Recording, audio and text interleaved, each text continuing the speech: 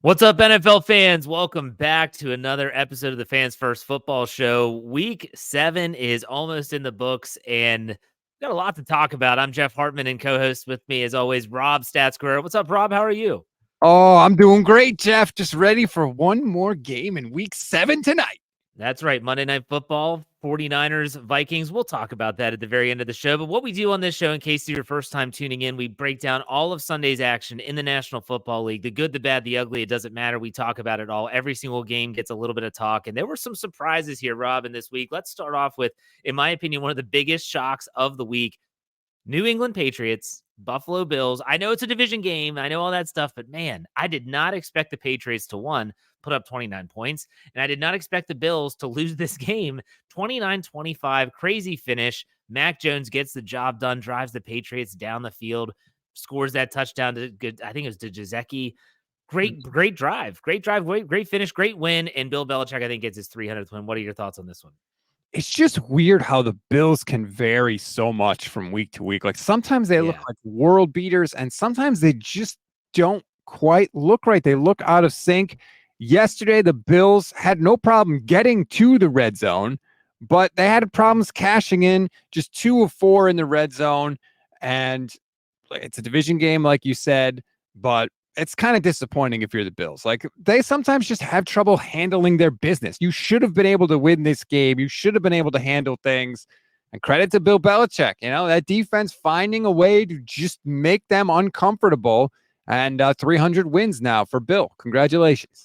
And certain fan bases will always scream certain narratives, like no one gives us respect. Like that's the Bills fans because everyone's talking about the Dolphins and the Eagles and the Niners and the Chiefs. This is why you don't get that same type of clout because you don't find a way to win these games. Josh Allen, we've talked about this before, the peaks and the valleys. He makes some throws that are freaking amazing.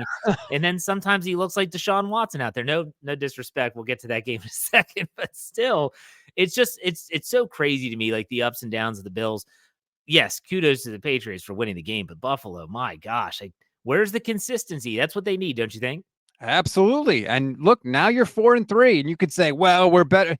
Bill Parcells said it years ago, and he's been right. You are what your record says you are. And Buffalo is 4-3. Yes, they've looked really good, but also, they lost to the Jets with no Aaron Rodgers. That tells you just how just off this team can be sometimes. And look, we all know Buffalo can get it together. It's not out of the realm of possibility. They do, and they make a run.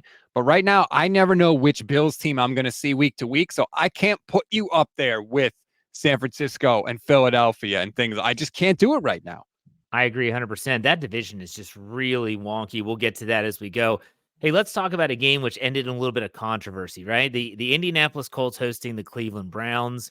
Gardner Minshew versus Deshaun Watson to start the game. Deshaun Watson leaves the game. And according to Kevin Stefanski after the game, he said it was to basically protect himself, like Deshaun Watson to protect himself. This is one of those where it's like, well, if he's healthy enough to start, how could he not finish? I don't know. He did take a shot on a really bad interception that I was alluding to earlier. The Browns find a way to win, though, 39-38. Never saw this being as high scoring a game as it was with PJ Walker. And like I said, Gardner Minshew. The Browns, they're winning football games. This was the letdown of all letdowns after the San Francisco win at home, but they find a way to win. Gosh, I don't even know what to take away from this game outside of the last sequence was just really odd. It's amazing to me, the Browns defense looks like world beaters, and all of a sudden the Colts go out with the backup quarterback and drop 38 points on them. But that's just life in the NFL. Yeah. But credit to Cleveland. Like you found a way, you've been the team that thrives on defense all year long. All of a sudden your defense has a game that for whatever reason, just wasn't working, right? And you could have folded up shop and said, well. But instead you go out with PJ Walker, your backup quarterback again. Just find a way to get it done, mostly on the ground. They ran for 150 yards in this one and almost 5 yards a carry. Scored 3 rushing touchdowns. Good for the Browns, man. You're 4-2. You're right in the thick of it for that division. I know Baltimore looks really good, but credit to Cleveland. They deserve it. Yeah, there was a really questionable, I think it was a defensive pass interference call on the Colts at the end of the game. And it was, boy, it sucked the life out of everything. And the officiating, we could talk about this in every game. There's always questionable calls. But I know the Colts fans are really, really pissed off this morning, as they probably should be. But nonetheless, the Browns win, like you said, advance to 4-2, keep pace in a very competitive division. And the fact that every single team is 500 or better in the AFC North, still heading into week 8, pretty crazy statistic there. But any other final thoughts on this game, Rob? Myles Garrett is an absolute terror in this game. Yeah. By the way, a second straight week, the Browns have gotten the benefit of a bad call on defense. I just want to point that out. But Myles Garrett is incredible in this game. Had multiple strip sacks in the first half. And then he blocks a field goal. I don't know if you saw this. This was absurd. He's on the line on the field goal block play, and he jumps off one leg and completely clears the Colts offensive line, which you have to do. If you make any contact with any of the linemen, it's a penalty. So not only does he do that, jumps off one leg, completely jumps over the offensive line, then doesn't even take another step, lands, jumps up again, and blocks the field goal. You know, there's a lot of talk. I cover the 49ers, and there's a lot of talk about Nick Bosa. And is he the best defensive player in the league? Nick Bosa doesn't make those kind of plays. TJ Watt, Myles Garrett make game-altering plays seemingly every single week. Myles Garrett was an absolute force in this game. In a game the Browns won by 1 point, he had 2 strip sacks and a blocked field goal. One of those strip sacks resulted in a defensive touchdown as well because it was in the end zone. And Yes. Myles Garrett has always been he's the PFF darling. All Steeler fans know this because they get so pissed off when they see his grades compared to TJ Watts. But I really don't care. But he's an athletic freak. He always has been. Like, you see a guy that big, he shouldn't be able to do the things that he does athletically. I remember pre-draft when he was getting ready to go first overall, and he was holding 60-pound dumbbells and doing box jumps. Like, he's jumping on a box that's like 2 to 3 feet in the air, and he's holding 60-pound dumbbells.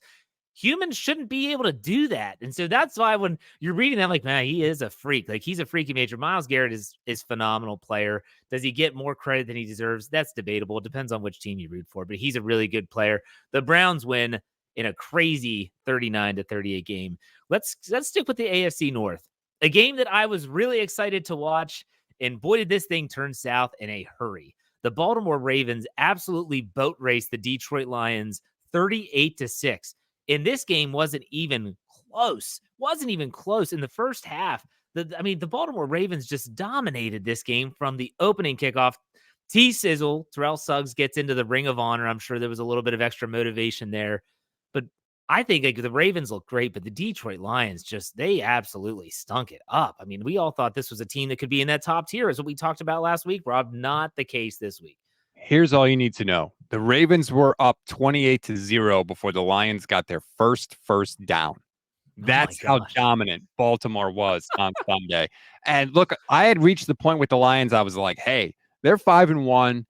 They're competing for the number 1 seed in the NFC. As a Niner fan, it was like, let me look at this team and let me start to take them seriously. And I looked at their schedule and I was like, well, they haven't really played anyone. They played the Chiefs, yes, and they did win that game, but the Chiefs kind of look a little bored at times. I was like, the Lions haven't really been tested. I was fascinated to see how they would respond in this one. And they absolutely got destroyed in this game. Credit to Lamar Jackson, 4 touchdowns. Looks unbelievable. Looks every bit like the perfect blend now of the quarterback that can destroy you with his legs and just completely take over a game, but also a guy that knows when to hang in there. He's not hitting the eject button right away now. He's got that perfect kind of blend of when to stay in and make throws and when to bail and run, and it looks deadly right now. The Ravens look really good, and the Lions, to me, look like a team that can beat bad teams and beat them badly, but when they face good teams, they still don't look quite ready yet to me. There were also some questionable coaching decisions in this game by Dan Campbell. It was the end of the first half. I'm watching the game because obviously as a Steeler fan, I'm very glued into this AFC North matchup.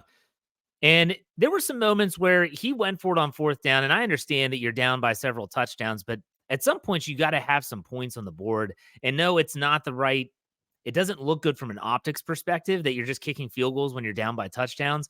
But the Lions were starting to warm to the task, in my opinion, and he left points on the field because they never converted on those 4th down plays. It was bad all around. But like you said, this is what all Ravens fans expected to see this season. This Lamar Jackson, the Lamar Jackson that is still a dual threat, but is more from the pocket and doing things with his arm. We all knew that he always had that capability, but the Ravens, this is the story. Like, we always talk about what's the storyline after the game. This is the Ravens looked phenomenal. They looked absolutely phenomenal. And the Lions, again, maybe they're not quite there yet. That at that top tier, it's tough to gauge this team right now. And I'm just going to say this. I brought it up consistently because I've seen a lot of Jared Goff. Jared Goff outside in the elements is not the same quarterback that he is when he plays at home inside and everything is perfect. He struggles in wind. He struggles in rain. They had a lot of wind yesterday in Baltimore. He's not the same guy. And unless they get home field advantage, he's more than likely going to have to go outside in the playoffs. And that's going to be something that he's going to have to overcome. I have not. I've been very vocal as well. I'm not a Jared Goff guy in terms of thinking that he can get the game won, meaning the big game. And you brought up Jimmy G as a comp, and I think that's a fair comparison. He'll win you games, but I don't know if he's that guy. So the Ravens win 38-6. Let's go to the NFC East now, a game that was really boring to watch. Like, there were a couple of these games that were really boring to watch. I actually tried to watch the Giants and the Washington Commanders, and it was painful. And I found myself just constantly flipping around. Giants win this game 14-7. I don't even know what to say. Like, there wasn't really much of anything in this game. What are your thoughts? The best part of the game were the Giants throwback uniforms and logo. Very nice. The Very Giants, nice. all caps Giants on the helmet with the old school jerseys. Fascinating. Honestly, the only thing I've watched with Washington is poor Sam Howell. He is getting beaten to a pulp. 6 more sacks. Oh my gosh. Sam Howell on the day. It's absurd how much this guy is getting sacked. He's on pace to destroy the all-time single season record for sacks, which I believe was 72 by David Carr with the Texans, who were an expansion team, by the way. And he's going to blow past that. The poor guy is getting beaten to a pulp. It's like watching a NASCAR race for the crashes. I feel like that's where we are with Washington. So oh my gosh, he was sacked 6 times? Yes. I mean, max protect once in a while, Washington. Come on, Eric Bieniemy. What are you doing? Throw a screen pass, for the love of God. If he survives, this will be fantastic. But I feel like what you just mentioned, let's take a quick sidebar. Why are the Giants wearing these uniforms all the time? Like, they're so clean. They look so good. Like, and I know you're about my age. Like, it just harkens back to the days of our youth, which were just awesome. You talk about the Kelly Greens that the Philadelphia Eagles wore on Sunday Night Football. Yep. I love these old uniforms, man. I would love to see these teams wear them more often. I don't know. And I honestly didn't even mind the creamsicles that the Tampa Bay Bucks wore last week. They were a little bit rough. I like seeing some of the older stuff come back. The Giant, look, I mean, it's tough for the Giants because they have Super Bowls in both, right? They have 2 Super Bowls in the jersey that they wear now, and they had multiple Super Bowls with the jerseys of the past also. So I guess for them, they can choose either one. But credit to the Giants, credit to Tyrod Taylor. I'm not sure which one he goes by anymore, but he got the win. The Giants get the win. They're 2-5. You know, look, I don't expect much out of them, but it's nice to see them get back on track a little bit. And Washington, I mean, they're a mess. Ron Rivera is a mess. I don't like Ron Rivera at all. I did, when he got the job, I was singing his praises, but everything I've seen from him, like the whole Riverboat Ron thing, is not really a thing anymore. No. It's just, he's elevated them, but I think they've gone as far as they can go with Ron Rivera. And if that's the ceiling, that's bad. Right. Like, so there's a reason why he is the odds-on favorite to be the first coach fired. I believe that's what the last odds I saw. But that might be another coach we're about to talk about that coaches the Las Vegas Raiders. I know the Raiders fan base is ready to just cut ties with Josh McDaniels after the Bears get their first home win of the season. And it was by a guy that went to my college, Division II Shepherd University, Tyler Page. He wins 30-12. He gets his first start of his NFL career. He's a rookie, and no one even knows who this guy is. Of course, I do because it's my college, my alma mater. This guy's a player, man. He got some Division I looks, and he chose to stay close to home. He's from Martinsburg, West Virginia. His dad is like the character of all characters. If you haven't seen these clips going around, he's an actual professional arm wrestler. He's like a world champion. I'm not joking. You can see him from the Senior Bowl with Tom Pelissero of the NFL Network. It is hysterical. But this guy, the kid is a good quarterback. If he's in the right system, he gets the ball out of his hands quickly. He likes to throw the ball a lot. He set a lot of Division II records for completions and all these. He's a good quarterback. The Bears win 30-12. And the Raiders trotted out Brian Hoyer, and it just didn't pan out. Rob, what do you think? Well, number one, this is what the Raiders get for depending on Jimmy Garoppolo, right? Jimmy Garoppolo was supposed to be the quarterback there. Oh, stunner, he's hurt, because that's what Jimmy Garoppolo does. So you can't you can't use that as an excuse if you're the Raiders, because you should have seen this coming. And look, there's no excuse for Josh McDaniels. Like, you had Brian Hoyer, capable veteran quarterback. Like, you can't. Not only did they lose, Jeff, they got smoked. It's 30-12. If you doubled the Raiders' points, they still lose this game. That's just embarrassing. The Raiders are an embarrassing organization right now. They really are. I mean, Davante Adams had to literally come out and say, like, hey, can you throw me the ball? Like, that's where they were. It's just, where are you going, right? We talked about this with Washington. Like, where are you going if you're the Raiders? What is your future right now? You got Jimmy Garoppolo, who's older and hurt all the time. And what there? You're in an AFC West, which is incredibly difficult. And you're going nowhere. You're treading water. They got to change it up. Josh McDaniels has had enough opportunities as a head coach to prove that he ain't a good head coach. The problem is, I don't know if the Raiders can afford to fire him. No, they probably can't. And I think when you also look at it and say, at what point do you just become sellers? Like, they said they're not going to trade Davante Adams, but Davante Adams could actually fetch you a pretty good haul because he's still really good. And so the Raiders have to do some in-house organizational. Let's take a hard look in the mirror. Are we close? Are we a quarterback away from being a Super Bowl team? Right. I'm going to say no. No.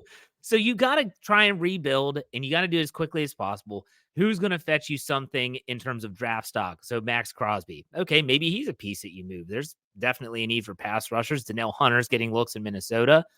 But also, you talk about like Davante Adams. He could probably get you a first-round draft pick, potentially from a team that's looking for a wide receiver. And he wants out, but they're not going to trade him. And so what this tells me is it's just going to be more of the same. It's going to be more of the same. But the Bears find a way to win too. That's worth noting. They haven't had a home win in 2 years, it felt like. So the Bears somehow, some way, what is their record now? They've won 2 and 5. And yeah, the Raiders are now 3 and 4. And now Justin Fields, he's got that dislocated thumb. We don't know when he's going to be back. In the meantime, you've got, this other quarterback. Justin Fields does not have ties to this coaching staff. So I'm just going to say, if the other guy keeps playing well, Justin Fields may take a very long time to get healthy. We'll just put it that way. Well, the Bears play the Chargers next week. And so I'm going to say this. If Tyler Bagent can have a good game, I'm not saying they win, but if he has a good game and the offense actually looks like they put up 30 points. If I'm Justin Fields, I'm like, oh, this is not a good look. Right. At some point, it's on you, right? You were the common denominator here.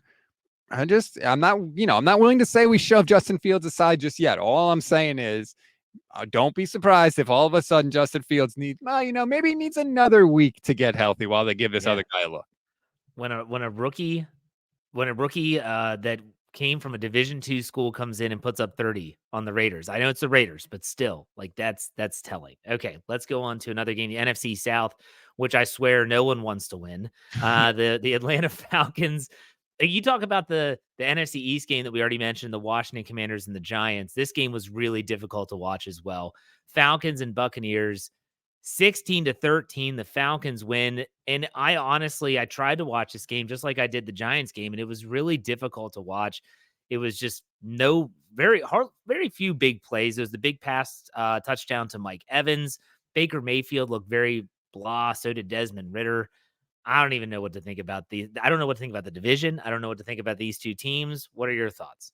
The big storyline in this one is nobody knew what happened to Bijan Robinson. We're all sitting there like, he's got no touches. I think he had 1 touch in the first quarter. I'm sitting there selfishly as someone that has him on his fantasy team. Like, what the hell is going on here? We find out he was apparently dealing with some sort of illness, and the credit to the Falcons. They seemed like they finally realized, like, hey, Drake London and Kyle Pitts, like, they're kind of good. Maybe we should give them opportunities with the football. Kyle Pitts made a couple of amazing catches in this game. That guy is such a freak at tight end.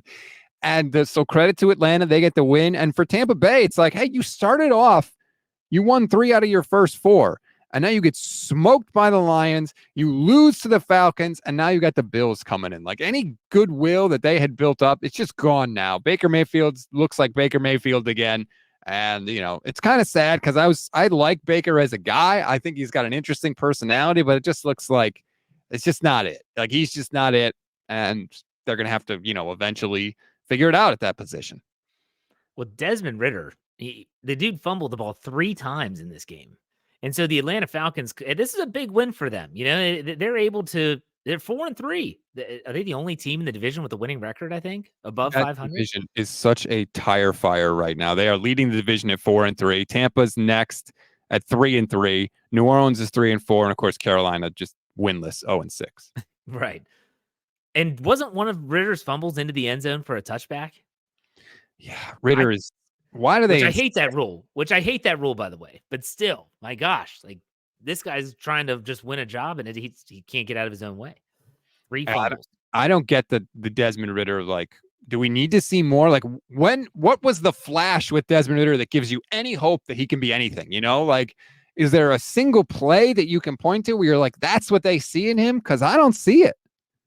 No, and you talk about that. So, okay, let's talk about that draft class, like that quarterback class. So you have Sam Howell. Yeah, you do have flashes. Go back to the game that they took the Philadelphia Eagles to overtime. He drove them down the field, made some big plays. He's tough as hell. We know that. You look at Kenny Pickett. Even Kenny Pickett struggles. He has all these comeback wins, these fourth quarter game-winning drives. Had another one this week. We'll talk about that shortly. But still, where is that moment for Desmond Ridder? I haven't seen it, but I'm not a Falcons fan, and I'm not watching a lot of their games. I'm going to be honest. But if it happened, we all would have seen it. We all would have been talking about it. Oh, did you see Desmond Ritter's big drive down the never happened.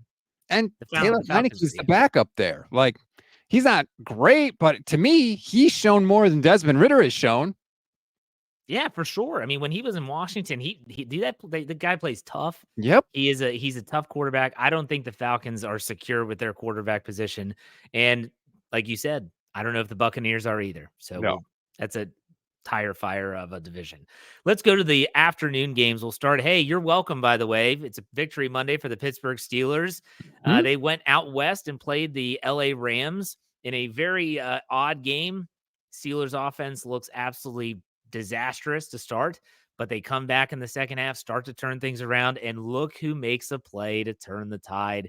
That would be a third quarter interception by TJ Watt, where he looked better than most defensive backs do when it comes to playing the ball. Steelers win 24-17. Like I said, for your Niners, you're welcome. Keep the Rams at bay. What are your thoughts on this? Well, first, like you mentioned TJ Watt. We just talked about Myles Garrett. Like, the guy wills the Steelers to a chance at victory, like every week, seemingly. It is absurd. Every time the Steelers have a good defensive play, it's like, oh, TJ Watt, he either made the play himself or he took up like 3 guys to let somebody else make the play. The guy is an absolute force. He is a wrecking ball on the defensive side. But we have to talk about what happened late in this game. Oh, yeah. The Rams are trying to drive, or correct me, you know the situation better than I do. Set it up for me. So you're talking about the spot at the very end of the game prior to the 2-minute warning. So the Steelers have the football. They're up 24-17, and it's a situation where you're like, hey, don't give the ball back. Like, let's just keep the ball. We'll ice the clock. Sean McVay is forced to use all his timeouts prior to the 2-minute warning. Why? He wants to save clock. That makes sense. So there's a critical 4th and 1 just past midfield. Kenny Pickett, quarterback sneak, he slips. His left foot slips, and he clearly does not get the yard to gain. They get a very generous spot as it's a giant scrum, and they actually they bring the chain gang out. That's your favorite part of the game, right? And all of a sudden, it's like, hey, they got the first down. They give him a generous spot, and they give him first down. No one, I'm watching the play like, hey, he didn't get it. He didn't get it. Sean McVay can't challenge. He has no timeouts left. He burned all his timeouts. It's the play happened prior to the 2-minute warning. They can't challenge it. They can't. It's not an automatically reviewable play. And the Steelers are able to kneel out the clock to finish the game. Really strange. Really strange. It's so crazy because like the play happens and the Rams defenders immediately are going nuts because they're like celebrating, like, yes, we did it. Everybody seemed like they were resigned to the fact that he didn't get the first down. And then all of a sudden it was like, oh, they're going to measure. It's like, oh, okay, yeah, great, measure, find out. And then all of a sudden they put the ball down, and I see that, and the way it always works with the measurement too is like they put the ball down, they have the chain, but they don't extend the chain all the way because they want to like, increase the drama. The And all drama, of a yeah. sudden I see him put the chain down, and I'm like, I think the nose of the football is ahead of the chain, and they get signal first down, and everybody's like, wait a minute, what the hell just happened? It was like the only people that thought that he got the first down were the officials, and it's the only ones that mattered ultimately. Yeah. And a lot of people say, because right after that, obviously, once it's ruled a first down, there's no stoppage of time. This isn't college football. Mm-hmm. So the clock starts to roll. It goes to the 2-minute warning. Everyone's like, well, now it should be reviewable. No, the play already happened. So it can't go back in time to 2:15 or whatever it was to challenge it. And people want to complain. Yeah, it was a bad spot. But at the same time, like, these are the rules. You have to have a timeout within your grasp to be able to challenge a play. McVay didn't. Steelers benefit. But to the defense's credit, the Steelers defense had really stopped the Rams in the fourth quarter. They had not allowed them to do anything. The Rams receiving core is crazy. Puka Nacua is just, he went off in this game. Really good rookie. Where did this guy come from? Like, who the hell is this guy? I don't know. He's really good, though. 8 for 154 in the game for Puka Nacua. Only 2 catches for Cooper Kupp. But if you're the Rams, like, don't give up 14 points in the fourth quarter. You can complain about the call all you want, but you gave up 2 touchdowns in the fourth quarter in a game you were winning. So you got, no offense, but like, you gave them up 2 touchdowns to an offense that's not exactly known for lighting up the scoreboard. I love the Rams. Rob, they suck. The offense sucks. Just say it. They suck. Like, you don't have to be nice about it. Like, they suck. I see it every week. Like, it's awful. Yes, absolutely. But the Rams offense is good. Like, Matt Stafford is still a really good quarterback, but your defense has got to be better than that. And for the Rams, you could have been 4-3, maybe, like staking your claim as a possible wild card in the NFC. And instead you're 3-4. You're 1-3 at home if you're the Rams. I know this was going to be a rebuilding year, but I thought maybe given their play earlier in the season, like, hey, maybe you could sort of, be better than people think. And it's like, nope, I still think it's going to be a rebuilding year. And I'll say this before we move on. I don't want this to turn into a Steelers show, but still, the Rams were running the ball down the Steelers' throat. They rushed for over 130. 135, yep. They had a great clip in terms of average per carry, and Sean McVay completely abandoned it in the second half. The only first down they had in the fourth quarter was running the football, and yet he just stopped. You're only down by 1 score. Do what's working. Nope. He got away from it, and that's what killed him, because now all of a sudden you're dealing with all these other variables in terms of Matthew Stafford, protection issues. The Steelers didn't sack Matthew Stafford a lot. They only got him twice, but they were around him a bunch. A lot of pressures, a lot of hurries. So Steelers, they are weird. People called them zombies last year. Like, they just don't die. It's like 2.0. Like, this team's always in it somehow. TJ Watt mainly. Could you imagine? I said this on Twitter during the game. People got a lot of laughs at it. Could you imagine this team if TJ Watt wasn't on it? They would be absolutely atrocious. But He's that good. He's that good. And that's why I think he's a defensive player of the year candidate again, not for the sack totals, but the fact that he impacts games and the outcomes of those games. It's absolutely absurd. It's comical. It reminds me a few years ago of Bob Sanders, the safety with the Colts. When he was playing, they had like one of the best defenses in the league. And when he was injured and out, they stunk. And I feel like that's kind of the Steelers. They're such a different team because of TJ Watt. Absolutely. It's one of those, he and Myles Garrett, like, people want to complain about who's better. Can we just say that they're both really good? And that they're like, we're seeing 2 really good defenders. Let's move on though to another game that you were interested with, the NFC West head-to-head matchup, Cardinals and Seahawks. Seahawks win 20-10. The Cardinals, man, they just can't get out of their own way. They're 1-6. Seattle, though, 4-2.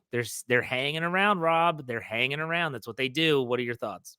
My thoughts are that the Seahawks did everything possible to give this game to the Cardinals, and the Cardinals just absolutely refused to take the win. They were just like, no, please, we insist. You beat us. Unbelievable. 3 turnovers by Seattle, and the Cardinals got 0 points off of the turnovers. Like, when you're the worst team and you get 3 gifts like that, you have to capitalize on it. And it just seemed like they just constantly shot themselves in the foot. The Seahawks played terribly in this game. Perfect opportunity for the Cardinals to help out the 49ers and beat the Seahawks. and they can't do it. And just the Seahawks, just find a way to win. DK Metcalf wasn't even active in the game. They still found a way to get it done. The Seahawks are they're tough. They're a tough team to play. They're also a tough team to gauge. Like, where do they exist amongst the NFL right now? We always talk about, like, is the cream rising to the top? Where are they in that mix? I feel like at this point, the cream is starting to rise to the top. We're definitely starting to see that line of demarcation between the good and the bad teams. Seattle's tough. Like, I watched that game last week where they go into Cincinnati, could have won, probably should have won, don't. And then in this one, like you said, they're trying to give the game away and they end up winning 20-10. Maybe that's more indicative of the Cardinals. I don't know. Yeah, the Cardinals, Josh Dobbs is, just, it's okay. He looked good earlier in the season, but it's over now. It's not a thing. Yeah. Cardinals, they're back in the Caleb Williams sweepstakes if they ever left it. And you know what, though? Credit to Seattle. What I always say, the good teams find a way to win when they don't play their best. Clearly, Seattle was not at their best, but they're still 4-2, 2-1 at home. You're 4-2. If you're Seattle, I think you're going to argue that you're right in the thick of things for the division, which, if San Francisco loses tonight, you're right there. So they have everything that they want seemingly still on the table. I happen to think the 49ers are still a cut above the Seahawks, but if you're a Seattle fan, you have to be happy right now. Absolutely. There were some really, now that I'm looking at this in full slate of Sunday games, there were some tough games to watch, and the Broncos and Packers would definitely fall into that category. I mean, what happened to Jordan Love? I mean, remember week 1, everyone's like, yeah, like the Packers found it again. Like, they had the Brett Favre to Aaron Rodgers. Now we had the Aaron Rodgers to Jordan Love. Boy, that experiment is not really planning out the way they thought. The Broncos 19-17 win. This is just odd. I didn't get to see a lot of this game because it was happening at the same time the Steelers were playing. But Rob, like, geez, what do we make of this game? This is just a weird game. So the Packers are driving at the end of the game, and PJ Locke for the Packers intercepts Jordan Love, which saves potentially another second half meltdown from the Broncos, which seemingly we've seen all year. He's only in the game, Locke, because the starting safety for the Broncos, Kareem Jackson, got ejected for an illegal hit earlier in the game. So it's like, if everything went to plan for the Broncos, they might have lost this game, but guy gets ejected. PJ Locke comes in, makes the interception, saves the game for Denver. These teams stink. Neither one is good. Sean Payton has been a disaster since coming back. Russell Wilson still looks like trash. Just, like you said it, an unwatchable game. And the Packers are 2-4. Denver's 2-5. And this is one of those games where you got to think these fan bases, like the Broncos, had to be thinking, what are we doing? Why are we winning this game? We're not going to make the postseason. There's no way we're going to be a team to be reckoned with. I get why Sean Payton wants the team to win because, well, that's unraveling really quick. But to me, like, I got to go back to Green Bay. Like, when they traded Aaron Rodgers away, everyone thought Jordan Love was that guy. Rob, I mean, maybe the sample size is still too small. I don't think it is. I feel like at this point, we kind of know who these players are at this juncture. You mentioned Joshua Dobbs from the Cardinals. Yeah, it looked great early. People are catching up to you now. They know what you're going to do. They know what you're trying to do.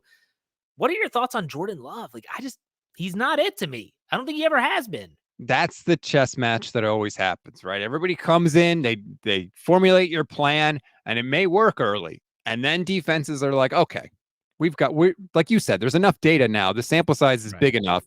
We see what he likes to do. We see what he's good at. We see what he's not good at. And then it's on the quarterback and that offensive staff. Can they adjust again? Can they succeed maybe in areas where they were a little weaker to start with? And the good ones do. The good ones find a way, and the guys that wash out don't or can't. And right now it looks like Jordan Love can. I don't want to make any definitive statements, but I mean, he's got an uphill battle right now because it looks like they've figured out he can't do X, Y, and Z.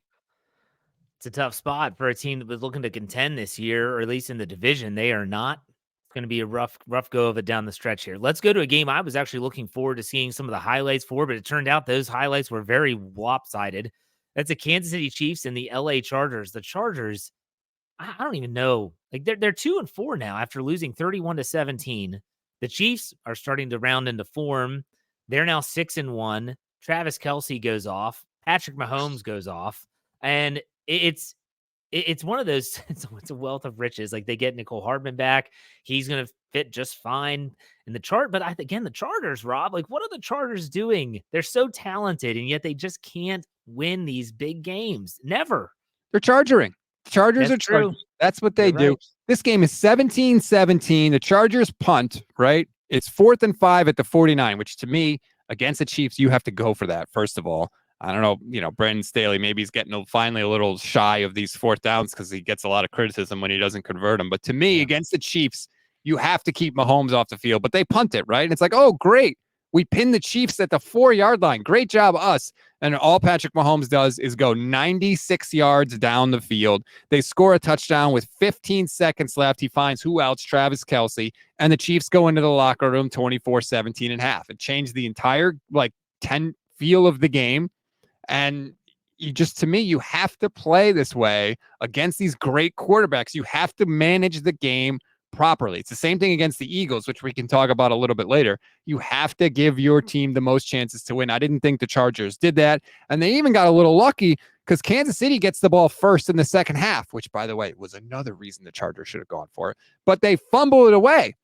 So Kansas City fumbles. Chargers get the ball back. They got a chance to tie the game. And what happens? Justin Herbert, 3rd and goal at the 8-yard line, and he throws a pick. And after that, it was like, okay, I just felt like this ain't happening for the Chargers. This ain't it. They did keep it close for a little while after that, but ultimately Kansas City pulled away. It's just, you have to manage the game better than that if you're playing Patrick Mahomes and Andy Reid. The interception was that moment where if I'm watching the game, I say one word: dagger. Like, that man, that's the dagger. Like, you can't make those mistakes against the Chiefs. I don't care if the Chiefs are slightly undermanned in certain aspects, but my gosh, Kansas City is Kansas City. We knew they were going to be a top tier team. They are a top tier team. They're going to be really difficult. I think their defense doesn't get enough credit, by the way, especially their secondary. Very good secondary, very physical secondary. What do we think, though, of, I mean, we talked about the Chargers, but Justin Herbert, like, at what point is this guy overhyped? Is he overrated? He's very talented. He got paid handsomely. But what are your thoughts on him as just that individual player? It's frustrating because we've seen him make some incredible plays. I always call them mutant throws, like really just unbelievable plays where you're just sitting there like, how the hell did he just do that? But at some point, those aren't enough. Like, you can't just look at those in isolation and say he's a really good quarterback. Yes, he's capable of those. And I know it's a team game, but damn, man, if you're as good as we all think, shouldn't you be able to pull some of these games out? And I just feel like you said, the Chargers never do. The Chargers, what are 2-4 on the year? I feel like they're always 2-4. They're not easy to beat, but they always are beat. I mean, like, you're right. The Chargers are a team, and they'll probably bounce back, and they'll probably come closer and get in the postseason. But the AFC West the Chiefs are running away with it. Over. Yeah, they're absolutely running away with it. I'm looking at the Chargers' upcoming schedule. They have the Bears. We mentioned that already earlier in the show. Then they go to the Jets. They host the Lions. Then the Packers, Ravens, Patriots. It does get a little bit easier, but not by much. The Chargers, if they're going to be a playoff team, they got to get that. They got to get it together. And I feel like the Chargers are like that character in a TV show where like nothing good ever happens for that character. Like, they're just there to be a vehicle for the other characters' storylines. Like, they'll be on TV and stuff, and they'll give us good games and highlight throws, and like they'll be entertaining to watch. But ultimately, we know, like, hey, the story is not about you. You are the side character in this bigger story. And I feel like that's what the Chargers are as a franchise. are they the NFL's George Costanza? I know you're a Seinfeld guy. Kind of like, and I feel like it goes back a long way, right? I mean, think about it. They had Dan Fouts, Phillip Rivers, and Justin Herbert, like really good quarterbacks, Hall of Fame quarterbacks, probably. And what do they have to show for it? I mean, the only thing about the Chargers that I can remember historically is they got to the Super Bowl in '94 against the 49ers and then got their doors blown off in the Super Bowl, right? Serving as the stepping stone to highlight one of the great 49er teams of all time. Steve Young gets the monkey off his back and throws 6 touchdowns. Like, that's what the Chargers, they're there for everybody else. All right, so let's go to the final game, which I was super happy that this was on a primetime schedule. Yes. Dolphins, Eagles in Philadelphia. We mentioned the Kelly Greens were out, the old school logo at midfield. Like, it was just really awesome to see this. And early in this game, it was really, really competitive, really back and forth. And then in the second half, it's just kind of like the Eagles imposed their will. Miami Dolphins, I just don't. We brought this up with the Buffalo Bills, and it just so happens that they're in the same division. I don't know what to make of Miami. Yeah, you put up 70 against Denver, and that was fun, and we laughed at the Broncos. But what have you done in these games against really good teams? Yes. Not much. Rob, what's your takeaway from this game? Yeah, my takeaway with Miami, like, you're good enough to destroy bad teams, but anytime you've played any sort of semblance of a team with their stuff together, you look completely beatable, right? They beat the Chargers in week 1, 36-34. They were supposed to have this great defense with Vic Fangio, and yet I'm not quite so sure it is. The Patriots held them to 24 points. You whooped the Broncos, I get it. What happened when you played the Bills? You got blown out 48-20. The Bills seemingly sometimes at least have their stuff together. Great, you beat the Giants. Great, you beat the Panthers. Here's a real test against the Eagles, and you got whooped 31-17. The Eagles never trailed in the game, and I almost feel like we get caught up in like, oh, look at Tyreek Hill caught this long touchdown or made this big long play. It's so unguardable. Oh my God. It's like, all right, well, you scored 17 points. So, sometimes I feel like there's more sizzle than steak there with Miami. It's a good way of putting it, because you'll see, like you said, these clips on Twitter and stuff, and they're like, oh, Tyreek Hill's a cheat code. What the hell does that even mean? But still, I mean, it's one of those things where, yeah, like that was a great play, but your team lost. They lost pretty bad. This is a big win also for Philly. Yes. Philly's coming off that embarrassing loss to the Jets last week. They're at home, prime time. They got to step up. They got to play well. Jalen Hurts, though, didn't look right from a health perspective. There were a couple times I saw him run. It didn't look like he was, I don't know if it's a hamstring or a groin or something. I don't know if that was discussed. It was his knee. He came out of halftime with a knee brace on. So clearly he's not 100. Yeah, and he was limping pretty badly after the game from what I'm told. But I agree with you with Philly. Like, this was their season could look a lot different, right? All of a sudden you lose last week. If they had lost this one again, then you would have been 5-2. You would have been, the division with the Cowboys would have tightened up considerably. I know me as a Niner fan, and I'm sure Cowboy fans were sitting there rooting for Miami like big time. Please, that would have helped us out. And if you don't play your best and you still find a way to win, the Eagles, people kept saying all year, they don't look right. They don't look right. Well, they're still 6-1. So, I think they're fine with that. I hope that Jalen Hurts is okay. And A.J. Brown he's right up there in the conversation for best wide receiver in the league, even with Justin Jefferson, with anybody you want to put. The man is unbelievable. I feel like anytime they need a play, they go to A.J. Brown, and he answers the bell every time. Yeah, I mean, he's a freak. And I don't know, did Julio Jones have a catch in this game? I didn't see. I know he played. No, he did not. Okay. All right. Wait a minute. No, I've checked that. He did. 1 catch for 3 yards. I apologize. Hey, he's back. He is back. Look out, world, before he strains his hamstring again, which is coming. 1 catch for 3 yards. Looking at the Dolphins, though, their upcoming slate of games, they host the Patriots next week, which, hey, you never know about the Patriots. Yeah, it's the division game. Then they have to play the Chiefs, which is going to be a Sunday. Wow, that's a 9:30 game. That's actually on the NFL Network. That's overseas, I think. That's in Germany. It's got to be in international. And then you look at the Philadelphia side of things, and they have the Commanders, the Cowboys, and the Chiefs. So, and then the Bills and the Niners. Holy cow! And the Cowboys. The Eagles road doesn't get much easier. I'll put it that way. It's going to be interesting to see how this pans out.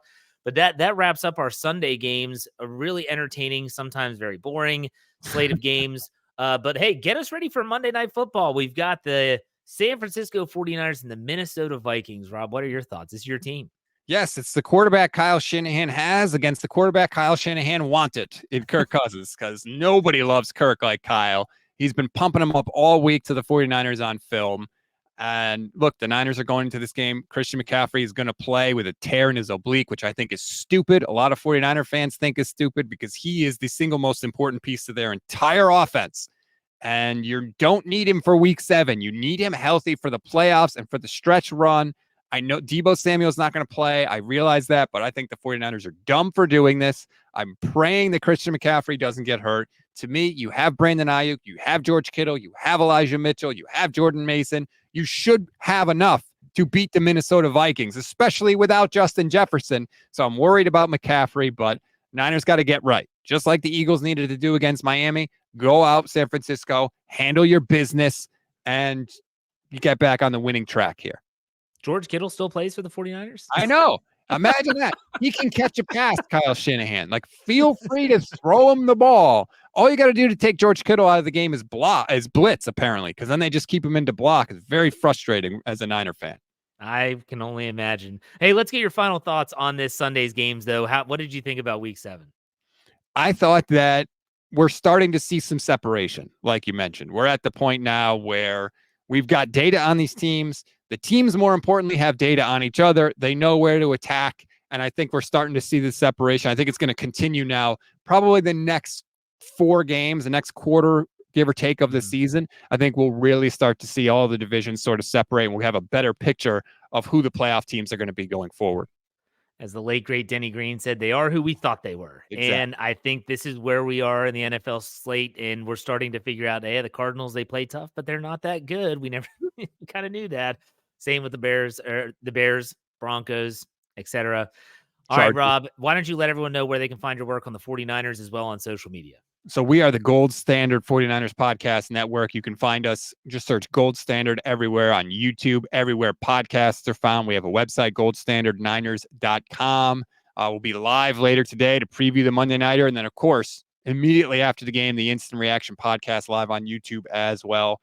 Please join us for that if you want to hear some very entertaining 49ers talk. Anything you could possibly want to know about this team, we have you covered. Absolutely. You can find my work on the Pittsburgh Steelers at the Steel Curtain Network, or you can just search Steelers wherever you get your podcasts. You'll find us. You can find me on Twitter at jhartman, HARTMAN _PIT. Rob, as always, thanks for your time. We'll talk next week. Thanks, Jeff.